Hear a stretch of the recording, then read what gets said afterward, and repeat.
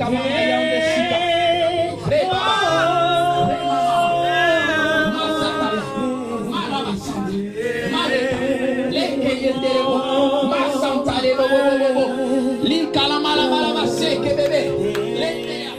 thème, comme je disais, 4 types de chrétiens. On va aller rapidement, on sera précis et net. Alléluia. Aujourd'hui, nous venons à l'église le plus souvent sans savoir ce que nous venons faire à l'église. On se lève le matin, on vient à l'église parce que dans notre famille, tout le monde partait à l'église. Ou j'ai un frère ou une soeur qui va à l'église, donc je vais à l'église. Ou on se lève, on vient à l'église parce qu'on a des responsabilités à l'église. Je suis certainement leader du groupe musical ou hôtesse. Donc c'est pour cela que je dois venir à l'église. Parce que si je ne viens pas, je risque de rendre compte à la servante de Dieu ou au pasteur. Donc nous venons à l'église souvent par intérêt. Jean chapitre 20, à partir du verset 1 que je vais lire rapidement. Jean chapitre 20.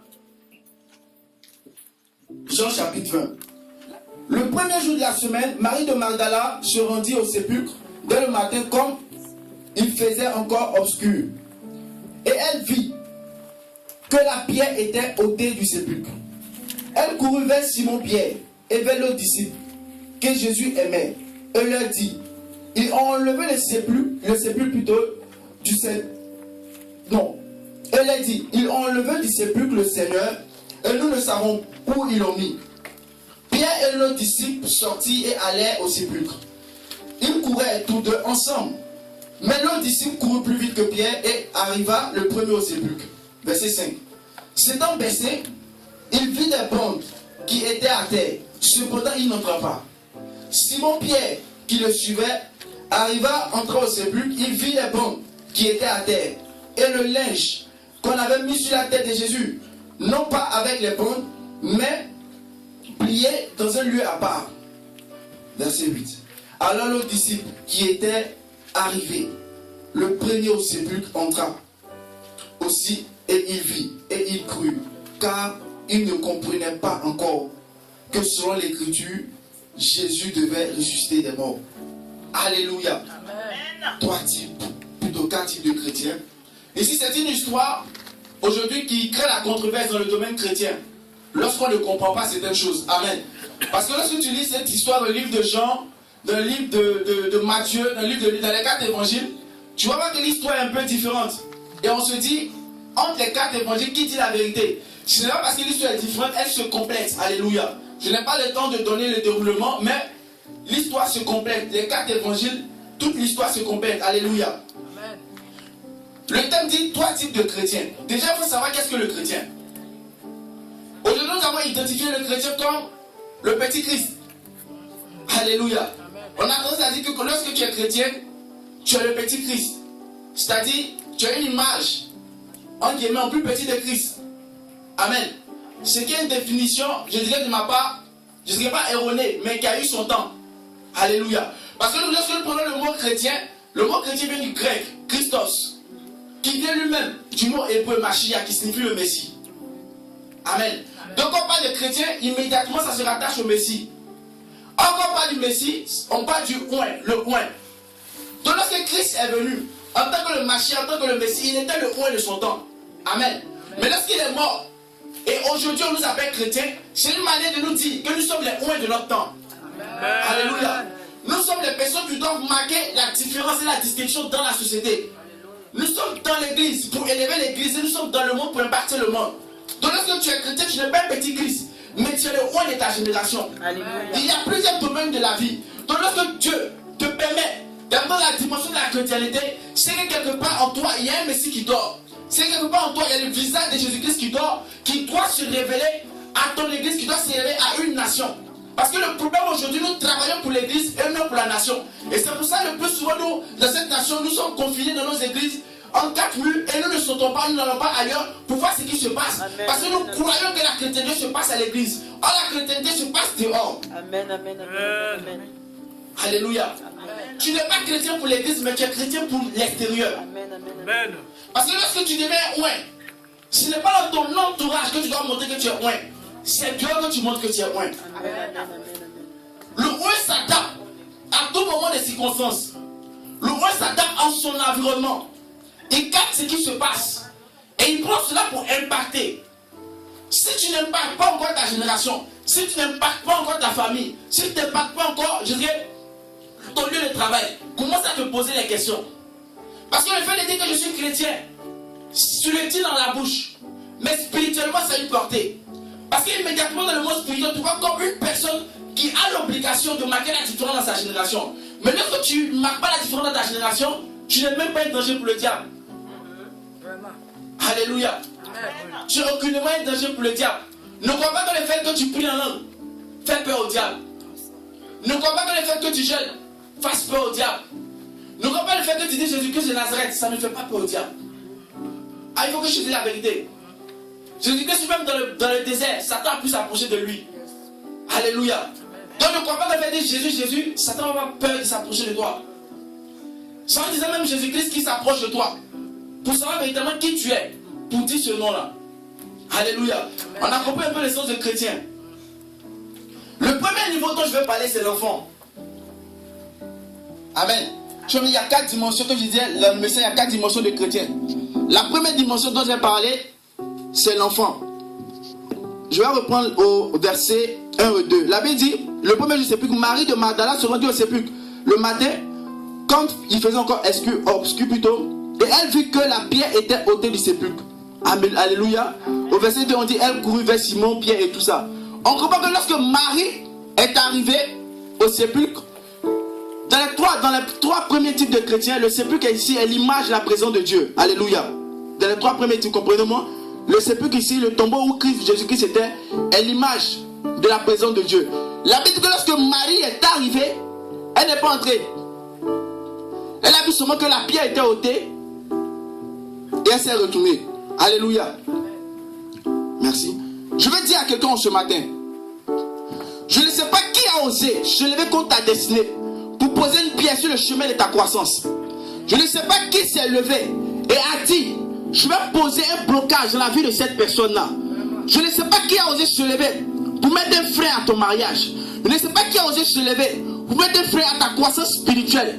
Mais je crois par la souveraineté que Dieu m'a donnée ce matin que la pierre qui bloque ta destinée sera ôtée avant la fin de ce message.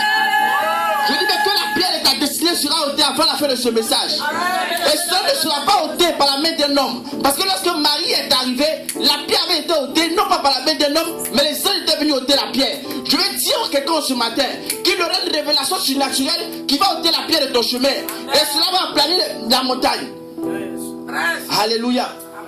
Une montagne sera aplanée ce matin. La Bible dit que lorsque Marie est arrivée, elle n'est pas entrée, comme je disais, le sépulcre est la présence de Dieu. Elle n'est pas entrée et directement elle est retournée. Ça, c'est la dimension de l'enfant. La Bible dit à tous ceux qui l'ont reçu, qui ont cru en sa parole, il a le pouvoir de devenir enfant de Dieu. Amen. C'est Jean chapitre 1 qui dit ça. Mais la Bible a encore dit, aussi longtemps que l'héritier demeure encore enfant, il ne diffère rien d'un esclave. La Bible dit que c'est la parole de Dieu qui nous rend enfants. Moi, Dieu, aussi longtemps que l'héritier demeure encore enfant, il ne diffère rien encore d'un esclave. Dans le fait d'être un enfant, tu es encore esclave. Le fait de dire Jésus-Christ de Nazareth, tu as accepté Jésus-Christ, tu es encore esclave. Alléluia. Je vais briser des mentalités ce matin. Tu es encore esclave. Tu es sur un joug. C'est pas moi qui le dis. C'est la Bible qui le dit. Alléluia. Marie s'est levée. Et la dimension de l'enfant, c'est quoi? Ce sont des personnes, ce sont des chrétiens aujourd'hui qui sont dans l'église. Et il y a des problèmes. Ils sont que du soir. Ils sont là le dimanche matin. Chaque jour, ils appellent le pasteur pour dire, papa, maman, comment tu vas? Il n'y a pas une course que je peux faire pour toi. Il ne faut pas te déplacer et tout. Mais le jour où ton miracle arrive, tu disparais. Le jour où la dimension de la gloire de Dieu arrive dans ta vie concernant un problème bien précis, on ne te voit plus. Toi qui avais l'habitude d'appeler, toi là qui avais l'habitude d'être au culte, c'est en ce moment précis que tu dis non, on m'a positionné le dimanche matin pour que je travaille. Avant tu ne savais pas que tu devais travailler. Mais on te voyait parce qu'il y avait un problème.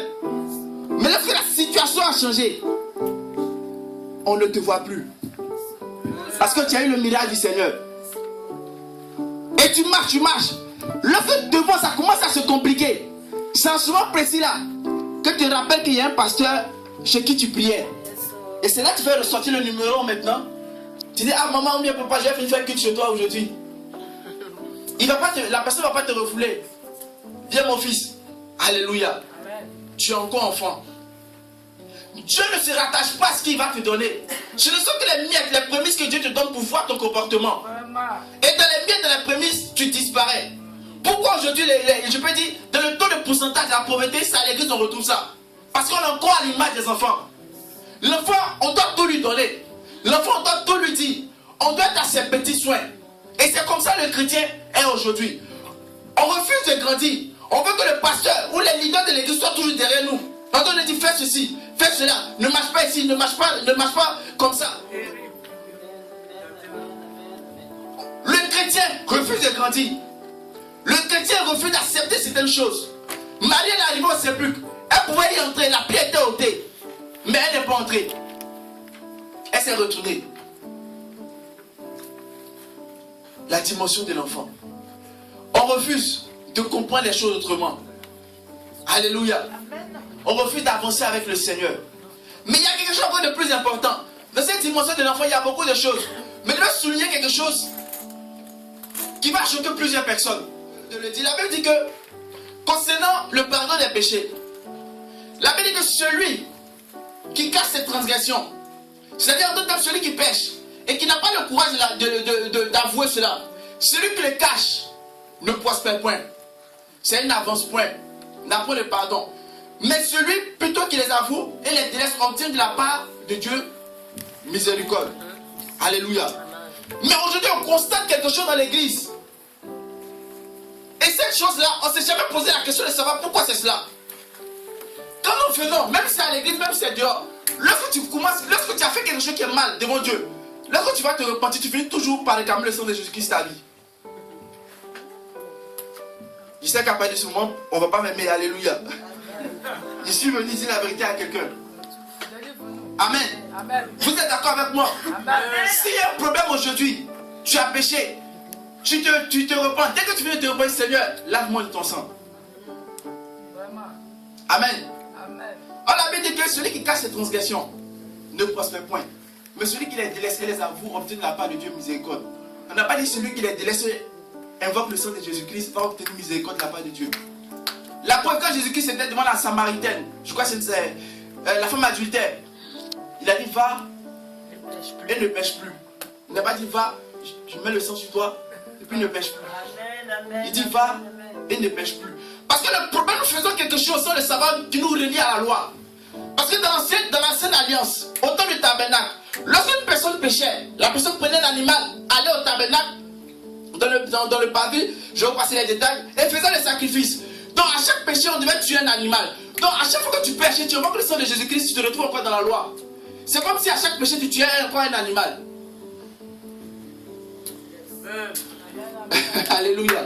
Écoutez, le sang de Jésus-Christ, c'est une connotation plus haute que ça. Amen. Et je vais vous prouver que cette question de pardon, c'est une question de grâce. C'est encore dans la dimension de l'enfant.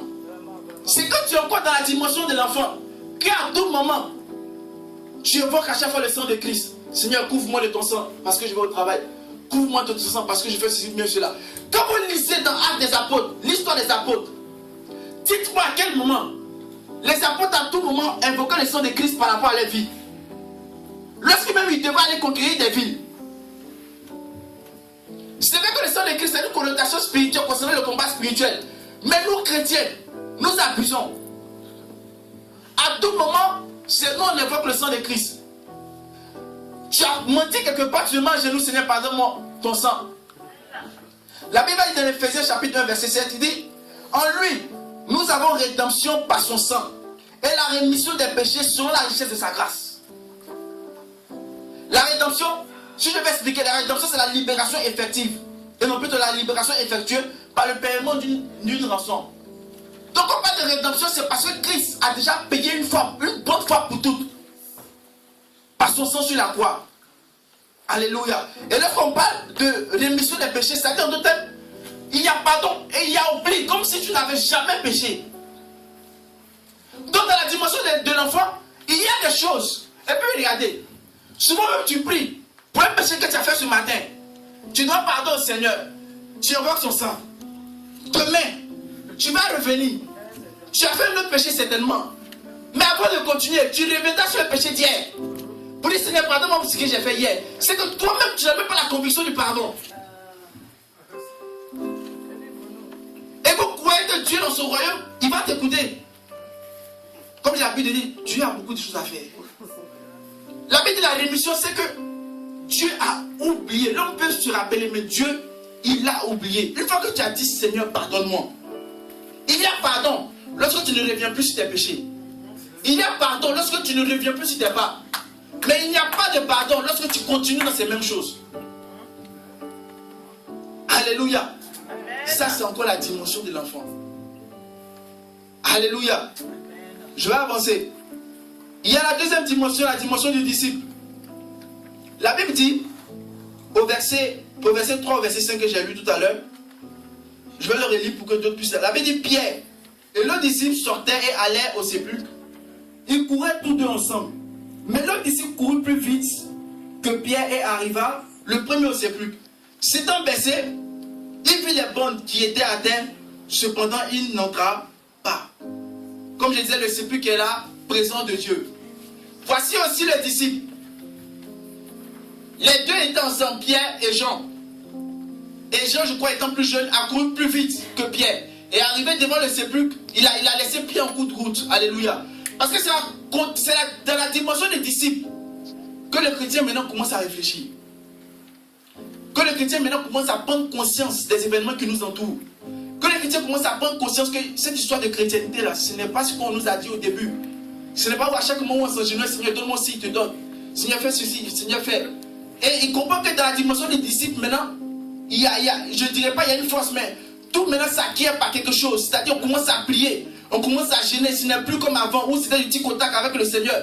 Dieu te demande, c'est-à-dire quelque chose en retour. Tu ne comprends pas, tu te dis, mais ce n'est pas ce qu'on m'avait dit au départ. Quand je venais au Seigneur, tout était chic. Pendant que d'autres souffraient, moi je dis, Seigneur, je veux un travail, on te donne immédiatement un travail. Seigneur, je veux un CDI, on donne le CDI. Mais dans la dimension des disciples, tu consacres à arriver. Moi-même, le CDI qu'on t'adore, on veut même te renvoyer. Ça, c'est la dimension des disciples. C'est en ce moment que la vie chrétienne commence à se faire sentir. Alléluia. Mais dans cette dimension-là, tu n'es toujours pas encore arrivé dans le royaume du Seigneur. Tu es en train de tourner. C'est-à-dire, tu es sur le chemin. Et regardez ce qui va se passer. La Bible dit, bien, j'ai été ensemble. C'est Marie qui est allée leur avertir que voici. Jésus-Christ, le tombeau, la pierre qui était sur le tombeau de Christ a été ôtée. Même Marie qui est partie leur avertir, elle a fini. Les deux venaient ensemble. La Bible dit que l'un a couru plus vite que l'autre. Et c'est dans la dimension des disciples que tu commences à remarquer que ton frère commence à évoluer que toi. Et sans le savoir, tu commences à créer une forme de recul en toi et c'est là où l'orgueil commence à se manifester. Amen. Tu vois les choses commencent à changer dans la vie de l'autre. Et sans le savoir, dans la dimension des disciples aussi, il y a un autre point que Dieu a souligné. On croit que la chrétienté ou le service de Dieu, c'est une concurrence. On commence à aller plus vite que le monde en se disant que, écoute, moi j'ai pas le temps, moi je m'en vais. On court plus vite. On croit que la question de la chrétienté, c'est pour un temps. C'est pas pour la vie. Donc c'est dit, on veut tout rattraper. C'est toi qui médites plus. Toi, le frère avec qui tu marchais il y a longtemps, la soeur avec qui tu marchais, dit non, moi je cherche Dieu. Et tu crois plus spirituel que les autres. Tu crois que c'est à toi seul Dieu peut parler. Et tu commences à marcher dans cette dimension-là. Mais quand on lit plus tard, on comprend que les deux mêmes sont retrouvés là-bas. Et c'est le dernier même qui a dépassé celui qui a couru plus vite. J'arrive sur ce point, alléluia. Et c'est dans cette dimension étant des disciples qu'on commence à réfléchir à cette histoire de chrétienté là. On dit, ah, cette affaire de Dieu, ce n'était pas comme au début. Hein. Ce n'est pas ce que le pasteur m'avait dit quand j'étais à la croisade d'évangélisation. On m'avait dit que viens à Jésus-Christ, je vais me marier. Viens à Jésus-Christ, je vais avoir du travail. Viens à Jésus-Christ, je vais avoir un enfant. Viens à Jésus-Christ, je vais avoir ceci. Et tu arrives, on te présente un autre chemin. On dit, bon, ici, c'est pas comme ça, tout se passe. Voici comment on marche. Tu as deux gars. Choisis un d'entre les deux. Laisse l'autre. Avec Dieu, c'est la sainteté. Tu arrives ici, on te dit, bon, tu faisais des magouilles pour t'en sortir à la fin du mois. Il faut arrêter. Il faut commencer. Tu commences à comprendre que il y a des choses qui doivent tomber avant de continuer la marche. Et tu t'assois, tu commences à réfléchir. Le disciple s'assoit et puis réfléchit. Il dit, mais dans quoi j'ai mis mes pieds? Est-ce que c'est ce même Dieu qu'on m'avait dit au début? Parce que je crois que si on m'avait annoncé ça dès le départ, je ne serais pas venu. Ah, ça c'est sûr. Le frère a raison. Je ne serais même pas venu. Je vais continuer certainement mon chemin. C'est là quand tu es avec Dieu, tu ne comprends pas. Tu faisais des affaires, ça marchait quand tu n'étais pas avec Dieu. Et quand tu arrives dans la dimension du disciple, étant enfant, tu demandes tout. Dieu t'envoie les contrats, mais dans la dimension du disciple, tu vois que ton entreprise commence à tomber. Tu dis, mais qu'est-ce qui se passe? C'est moi qui ai péché contre Dieu ou il y a quelque chose qui ne va pas dans ma vie. Et c'est en ce moment que tu commences à entrer en toi-même pour te dire, quelle est véritablement ma place dans cette histoire de Dieu là? On ne suit pas quelqu'un pour suivre. On ne va pas à l'église parce que je dis, il y a ma soeur qui est convertie depuis 30 ans. Il y a mon frère qui m'a dit, bon, allez à l'église, ça va m'aider, une question de délivrance. Aujourd'hui, on a dit les gens à l'église pour dire, viens, qu'elle est délivrée. Il y a des personnes dans le monde qui délivrent aussi. Oui. Mais seulement que pour eux, après, tu connais la fin.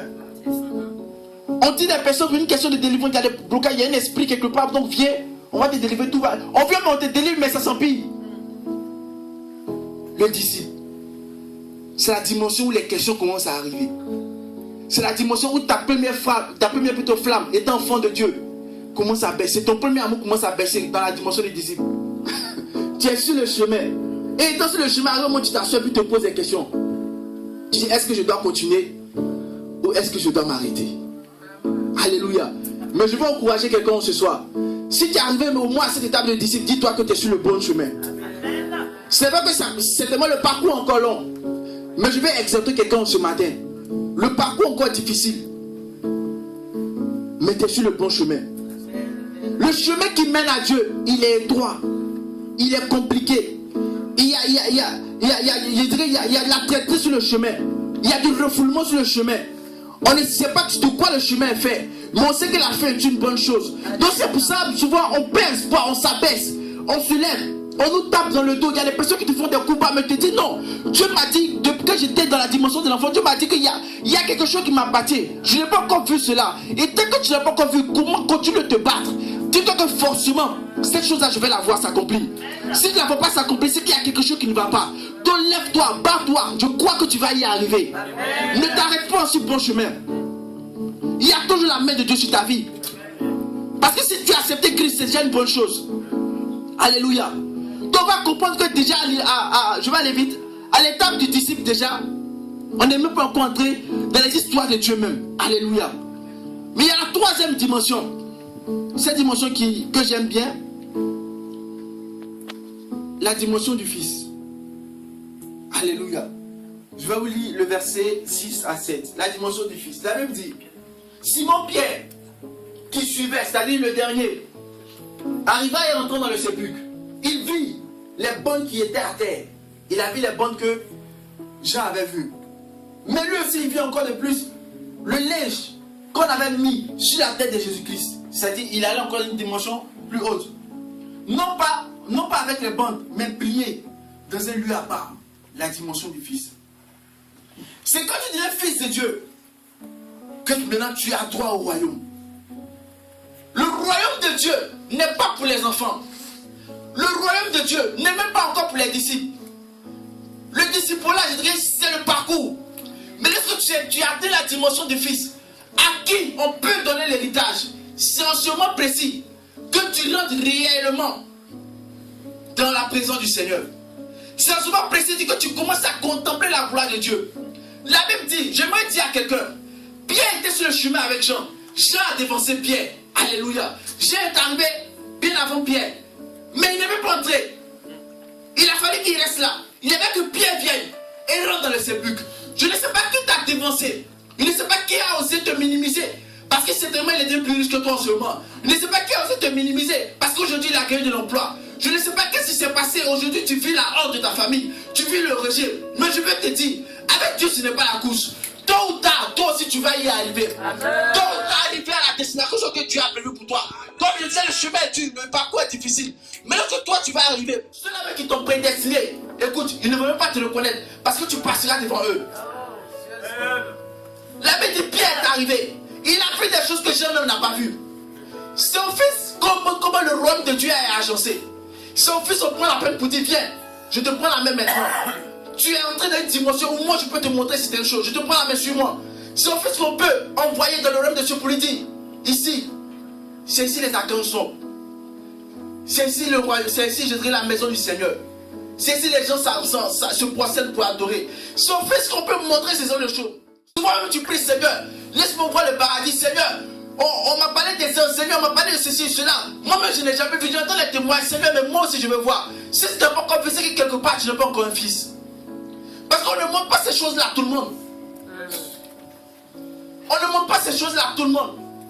Parce qu'il y a des personnes qui ne savent pas fermer la bouche. L'enfant, il parle beaucoup. Donc, montrer la dimension, la gloire de Dieu à un enfant, ce serait exposer le royaume de Dieu. Mais fils, il a la conscience de certaines choses. Il sait qu'il ne peut pas brader la dimension de son père. Il sait qu'il doit cacher la nudité de son père. Il sait que véritablement de l'homme de Dieu, s'il y a quelque chose qui ne va pas, il a le droit et l'obligation de se taire et d'être décidé pour cela. Si on fait ce qu'on prend la peine pour lui dire, voici l'héritage que j'ai laissé pour toi. Ça c'est le fils. Il est seulement que, c'est-à-dire, on lui montre seulement que l'héritage, il n'est même pas en position de son héritage. Alléluia. L'histoire de Dieu, c'est quelque chose, je ne dirais pas de bizarre, mais arrivé au moment, il y a une certaine complexité qui se met en place. Si tu n'as pas la dimension du fils, c'est sûr et certain que tu restes en chemin. Pourquoi l'église dans cette nation n'avance pas? C'est parce que nous ne sommes pas des fils dans la tête déjà. Parce que le but du Seigneur, ce n'est pas que tu restes à l'étape de l'enfant vient d'ici. C'est qu'il puisse commencer à parler avec toi la dimension du fils. Pour te livrer, c'est un secret. Pour t'aider, c'est une chose concernant ta famille. Pour t'aider, c'est une chose concernant l'église de cette nation. Nous n'avons pas la dimension du fils. Pourquoi? Parce que nous nous levons sans même unicité. Nous, c'est-à-dire chacun dans son coin. Moi, j'ai reçu l'onction de Dieu pour les guérisons. Je suis dans mon coin, je fais les guérisons. Moi, c'est l'onction de Dieu pour la prédication. Je suis dans mon coin, je fais des choses pour la prédication. C'est parce que nous n'avons pas la dimension du fils qu'on refuse de s'unir dans cette nation. Alléluia. Aujourd'hui, nous n'avons plus cette dimension-là. Nous sommes encore enfants, nous réchons tout par la facilité. Nous croyons qu'avec Dieu, c'est du tic au tac. C'est-à-dire qu'on dit Alléluia, Seigneur, il veut une voiture, la voiture descend du ciel. Nous refusons de braver les difficultés. Lorsqu'il y a des épreuves qui s'annoncent, qu'est-ce qui se passe? Étant chrétien, on cherche des raccourcis, tu es encore un enfant.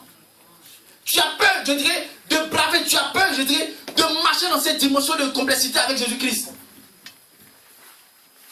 Vous croyez que l'histoire de Dieu, c'est une question de famille? Ce n'est pas une question de famille. Ce n'est pas une question de dire que, comme celui-ci, c'est mon frère, on est du même village au Gabon, donc je crois que véritablement, je vais marcher avec lui. Ce n'est pas une question de famille. C'est une question personnelle de ta marche avec Dieu. C'est une question personnelle, la vision que Dieu t'a donnée. Les difficultés dans lesquelles nous marchons étant enfants de Dieu. Nous nous arrêtons au cours de route. Nous avons peur d'affronter le désert. Et c'est en ce moment-là qu'on voit qu'il n'y a pas de vrais fils. Parce qu'arriver devant les difficultés, c'est en ce moment qu'on cherche des raccourcis.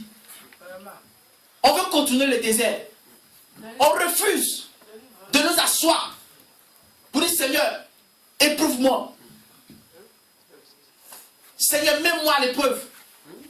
On refuse de s'asseoir pour que même le diable nous tente. Écoute, la tentation, c'est vrai que ça vient du diable. Mais c'est Dieu qui le permet pour ta croissance. Il n'y a pas ici, il n'y a pas de tentation, il n'y a pas d'élévation. Et plusieurs dans cette nation, étant enfants de Dieu, nous sommes arrivés à cette étape où nous refusons d'avancer avec Dieu. Parce que devant c'est compliqué. À combien Dieu ne t'a pas dit, ma fille ou mon fils, je sais que toi, je vais te bénir. Tu vas te marier. Mais, à un moment c'est compliqué. Tu dis, bon, moi Seigneur, l'homme que tu m'as dit là, vraiment, je ne le vois pas. Hein. Et c'est en ce moment que tu commences à réfléchir pour dire, je vais dans la dimension d'Abraham, un raccourci. L'homme que Dieu a prévu pour toi, ça ne t'arrange plus parce que c'est trop long. Mais si tu ne changes pas ton caractère, écoutez, Dieu ne donne pas des choses pour que tu puisses les détruire demain. Si Dieu a permis que ta femme ou ton homme arrive à un temps précis, c'est que quelque part, ton comportement et ta manière de penser est prête à recevoir cet homme. Mais si cet homme ou cette femme n'est pas encore arrivé, pose-toi la question de savoir comment je me comporte. Ce n'est pas parce que tu es chrétien que tu comprends bien. La chrétienté n'est pas synonyme de bien se comporter. Amen. Excusez-moi ce matin, mais j'ai le fardeau prophétique de ce Dieu-là encore. Je ne sais pas à qui je suis en train de parler. Mais c'est que forcément, ça parle à une personne. Amen. Ne marche pas par complaisance. Ce n'est pas parce que ta soeur s'est mariée l'année passée. Et toi, tu vas forcément te débrouiller pour te marier cette année. Pour dire, moi aussi, je me suis marié. Yes, sir. Tu vas finir un divorce. Oh, le but de Dieu, ce n'est pas pour que tu divorces. Oh, ton divorce laisse une trace. Ceux qui sont divorcés pourront le dire. Ça laisse une trace. C'est vrai que ça fait mal. On peut dire, on a refait la vie. Mais ça laisse une trace. Le but de Dieu, c'est que tu n'aies. C'est pas que tu aies des traces sur ton cœur ou même dans ta vie. C'est que tu aies une nouvelle. C'est-à-dire que quand tu regardes, tu sois même l'exemple du royaume. La dimension du Fils demande des sacrifices. Demande qu'on s'oublie soi-même un peu. Amen, amen, amen. Pourquoi celui-ci me parle comme ça? Il est qui pour me parler comme ça? Je suis quand même. Tu n'es pas quelqu'un. Amen. Dans le rêve de Dieu, nous sommes tous pareils. Arrêtons de dire, oui, pourquoi celui-ci me parle comme ça? Mais le pasteur même, il me parle comme ça. Je suis son enfant. Écoute, ce n'est pas parce que tu es plus âgé que le pasteur n'a pas dit de te parler comme ça. Oh, yes, sir. Dans la dimension, écoute, dans la dimension de fils, ce n'est pas l'âge qui compte, c'est la quantité spirituelle que tu as. Alléluia. Tu t'es même toi-même posé des dimensions. C'est-à-dire, toi-même t'es mis des barrières pour dire, moi ma vie c'est comme si. Mon homme sera ceci. Je vais travailler ici. Je vais faire ceci. Mon histoire de Dieu, ça vient après. C'est là que tu vas te montrer qui il est.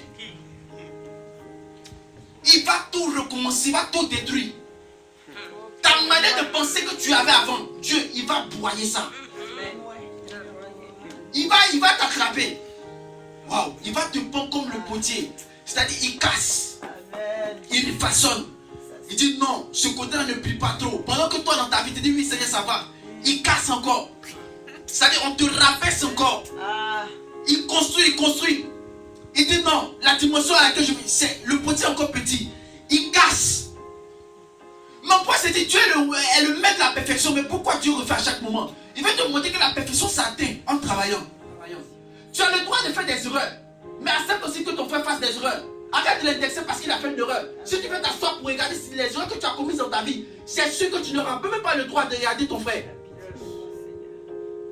Il y a des choses que tu as faites, tu t'es repenti. Mais pourquoi lorsque ton frère fait, tu les laisses? Il a pas aussi de passer son désert. Accepte. Aide-le. Tu condamnes. Mais tu condamnes. Nous sommes les premiers à tuer nos prophètes. Nous sommes les premiers à tuer nos frères dans nos églises. Le frère ne vient plus. On ne se pose pas la question de savoir. Mais quelque part tu l'indexes parce qu'il a péché. Il a honte, il ne vient plus. À cause de toi, il a rétrogradé. Ensuite, il avait pris pour dire mon frère, ça arrive dans le parcours de Dieu. Tu peux tomber, c'est pas un problème. Mais moi, je peux t'aider aussi à te relever. Arrêtons d'indexer les gens. Je suis fardeau là de Dieu ce matin pour te parler. Et il y a une dernière dimension. Je ne vais pas parler de ça, mais je vais y entrer parce que le Seigneur me met à cœur. C'est la dimension de l'épouse. Amen. Mighty Lord. C'est la dimension de l'épouse. Quand tu lis Jean chapitre 20 à partir du verset 10 à 16, nous allons comprendre une chose. C'est que Pierre est entré. Il a fait la constitution du royaume et tout. Et il avait dit à un moment, Marie de Magdala sera là. Sera là plutôt. Tout le monde est parti. Elle insistait là, elle est restée à côté du tombeau de Jésus-Christ. Jusqu'à ce qu'elle puisse voir les anges se manifester. Pour lui dire voici, jusqu'à ce que Jésus-Christ vienne se manifester à elle. Écoute, quand tu arrives à la dimension de l'épouse, c'est à toi que tous les secrets du royaume sont donnés. C'est pour ça que la Bible dit que Jésus-Christ nous a appelé l'église en tant qu'épouse. Parce que ça l'épouse qu'on s'assoit avec qui on parle. Ça l'épouse, on dit oui, chérie, voici ce qui ne va pas dans ma vie. Dieu ne t'a pas, Jésus-Christ ne t'a pas appelé épouse pour rien.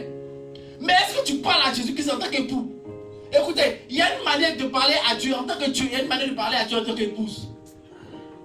Il y a ce que tu obtiens près de Jésus-Christ en tant que Dieu. Mais est-ce que tu obtiens pas de Jésus-Christ en tant qu'épouse? Est-ce que tu as assis un moment pour t'asseoir pour dire, je vais parler à mon mari? Jésus-Christ est ton mari. Il t'appelle épouse. Jésus-Christ est ton mari. Est-ce que tu t'assois pour dire, chérie, viens que je te parle? Tu es toujours là, mon Dieu, mon roi, je t'adore, je t'élève. Est-ce que tu as une fois parlé à ton mari? Écoutez, il y a certaines choses. Quand tu lis la parole de Dieu, il y a certaines choses. Dieu ne t'a pas appelé, Jésus-Christ ne t'a pas appelé épouse pour rien. C'est parce qu'avec toi, il doit partager ce qu'on doit partager avec une épouse. Est-ce que tu es déjà entré dans le secret de Dieu pour voir que l'église s'accueille Seigneur des Seigneurs, Roi des Rois? Apocalypse dit que Jean dit, il voit sur sa cuisse l'église Seigneur des Seigneurs, Roi des Rois. À quelle dimension cet homme-là est arrivé pour voir sur la cuisse de Jésus-Christ de Nazareth?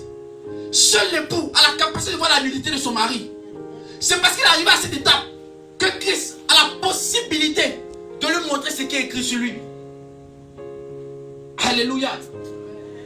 C'est à cette dimension-là seulement que tu verras la main de Dieu se manifester dans ta vie. C'est à l'épouse qu'on annonce les choses qui doivent venir devant. C'est à l'épouse qu'on dit, voici ce qui doit arriver dans ma nation. Voici ce qui doit arriver dans mon église. Voici ce qui doit arriver dans ma famille. C'est l'épouse qui est la mère intercesseuse. Parce que c'est à l'épouse qui peut dire non chérie, ne fais pas ceci, ne fais pas cela. Et Dieu peut dire oui, j'arrête comme Abraham. Yes. L'épouse ne dort pas. L'épouse veille. Elle attend la trompette pour dire oui, Seigneur, tu as dit quelque chose, il faut que cela se manifeste. L'épouse attend, elle veille. L'épouse sait qu'elle a capacité de dire à son mari, arrête, ne tue pas les gens, son mari va arrêter, sois béni. Arrête, ne tue pas, son mari va arrêter. Mais quand Dieu dit, je vais frapper, vu que tu es dans la dimension du maître, dis Seigneur, pardon, mais tu ne parles pas à ton mari, tu parles à un Dieu. Parle un peu à ton mari, tu vas savoir ce qui va se passer dans ta vie. Parle un peu à ton mari. Il ne t'a pas appelé pouce pougnette. Écoute, il y a une dimension où tu dois être nu pour que Dieu se manifeste dans ta vie. Oh yes, sir. Je vais expliquer. Où tu dois être nu pour que Dieu se manifeste dans ta vie. La Bible dans le jardin d'Éden, Adam ne savait pas qu'ils étaient nus. Oh yes. Il ne savait pas qu'ils avaient besoin d'habits. Il ne savait même pas ça. Et Dieu venait leur parler. Bouche à bouche, face à face. Abraham entretenait le jardin. Tout se passait bien.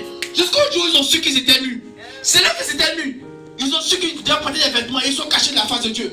Donc quand tu te dis que tu es encore habillé, c'est ce que Dieu ne viendra pas se manifester en toi. Pourquoi? Parce que le mari, elle et la femme, c'est dans le lieu secret qu'ils peuvent se parler.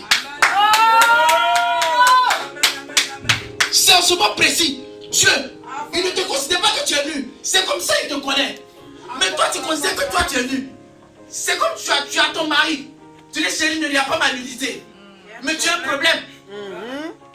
Dieu attend que tu dises, non, Seigneur, me voici. C'est souvent que Dieu, il te voit en tant qu'épouse, il dit, oui, je peux te parler. Je peux te livrer quelque chose. Je peux te communiquer quelque chose. Tu dois changer quelque chose dans ta vie. C'est souvent que Dieu commence à se manifester. Jésus-Christ commence à toucher ton âme. Mais tu es encore habillé. Tu as encore tes parures. Tu as encore tes problèmes. Tu as encore ton époque et tu dis, Seigneur, viens me changer. Tu ne vas pas changer. L'épouse a besoin de l'église a besoin de la dimension de l'épouse. Parle à ton Dieu en tant qu'épouse un jour. Arrête de dire mon Dieu, mon roi. Oui, je l'ai dit et je l'assume. Assieds-toi, tu dis chérie, j'ai besoin de te parler. Tu aurais Dieu t'appeler épouse parce que tu appelles toujours Dieu. C'est que ça ne sert à rien. C'est que Dieu laisse arrêter pour dire simplement je suis ton Dieu, point bas. Il dit tu aimes mon épouse. Quand tu lis la Bible, tu comprends qu'Israël était l'épouse de Dieu. Mais Jésus-Christ est l'épouse de l'église. Chaque chose a son temps. Rentre dans la présence et dis Seigneur, chérie, je suis venu te parler aujourd'hui d'un problème. Voici ma fille n'avance plus. Tu as dit que tu es mon mari. Or le mari a le droit de bien nourrir sa femme. Le mari a le droit de s'occuper de sa femme. Le mari a le droit de rendre sa femme heureuse. Mais moi je suis une femme. Je suis ta femme, mais je ne suis pas heureuse. Ce jour-là, s'il y a un problème, dis-moi chérie, pour que je puisse régler. Dieu va se révéler à toi pour te dire ma femme, voici ce qui ne va pas. C'est pour ça que notre foyer, nous deux, ça ne marche pas. C'est seulement que lui, va dire oui. Chérie, voici ce qui ne va pas. Ton comportement, ta manière de marcher, c'est seulement ta manière d'habiller. Oui, j'ai compris chérie. Ne fais plus. Tu vois que le coup va aller pour le mieux. C'est seulement précis quand tu sors de là. Et tu commences à mettre les principes de ton mari en place. Tu commences à tout faire. Ton mari est là, il est content. Dis à ma femme a changé. C'est seulement que le mari va en ville. Et puis il dit oui, il faut que j'offre un cadeau à ma femme.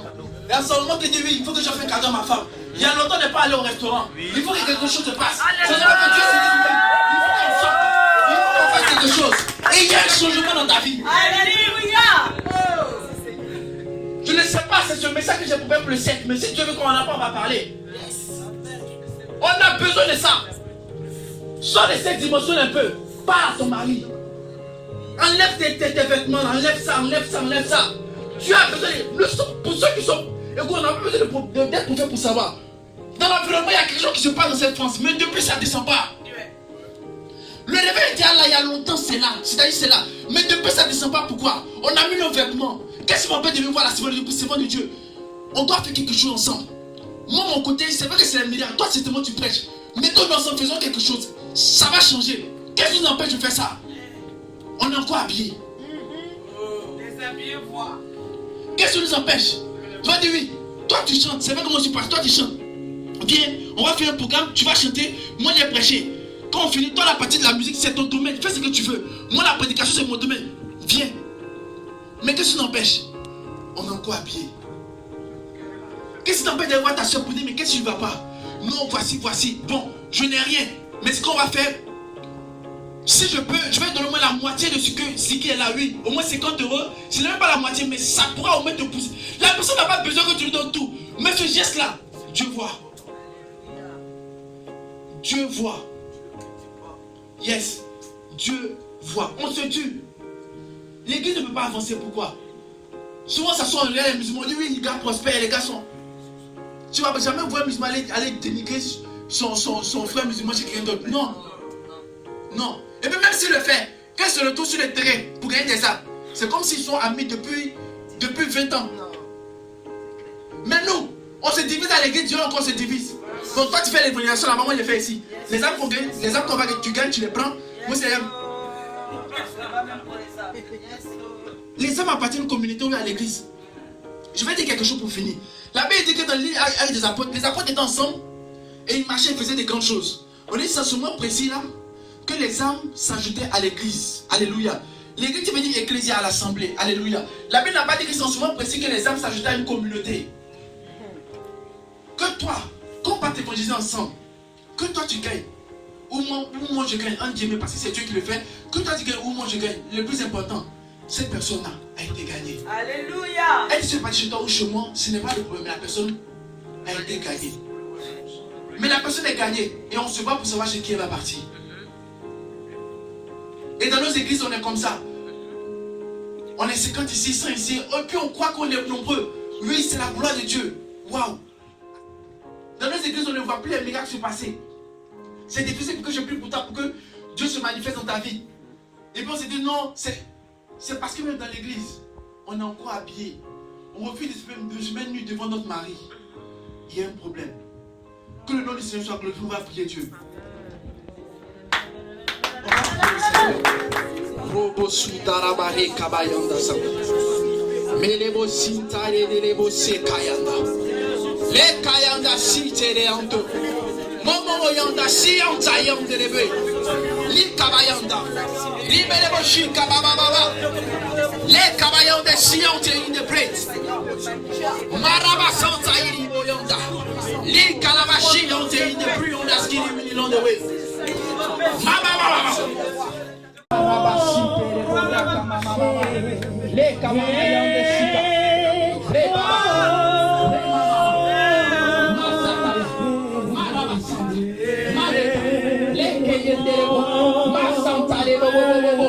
les